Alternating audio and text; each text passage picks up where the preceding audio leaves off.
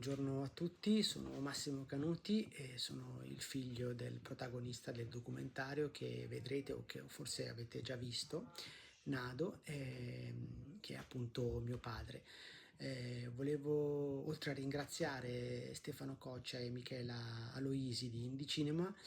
per aver ospitato il documentario, volevo giusto dirvi due parole sulla genesi di questo film. Allora, Nado è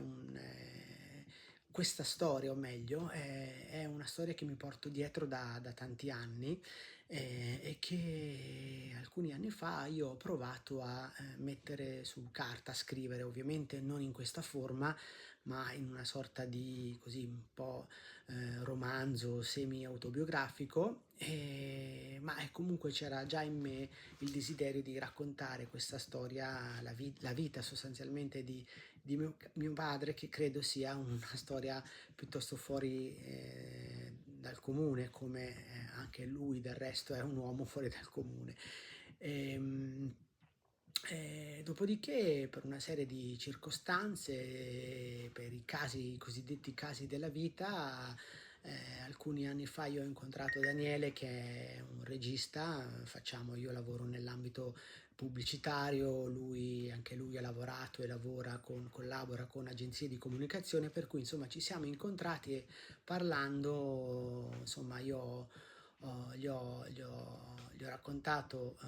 la storia di mio padre e lui forse già lì ha percepito che poteva essere qualcosa di più di un semplice racconto, per cui insomma coinvolgendo anche altre persone, tra cui Roberto Farina, che è l'altro autore del documentario, ci siamo così, abbiamo buttato giù un soggetto, lo abbiamo mostrato, abbiamo fatto leggere a un produttore, per cui, e che a sua volta stava cercando delle storie che avessero come tema l'arte e che come protagonista insomma un artista italiano, e ecco, diciamo, tutti i puzzle si sono incastrati perfettamente e alla fine abbiamo avuto la possibilità di avere un piccolo finanziamento per girare questo documentario, che spero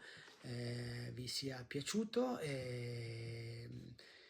spero che l'abbiate trovato anche voi un film interessante e soprattutto una storia appassionante.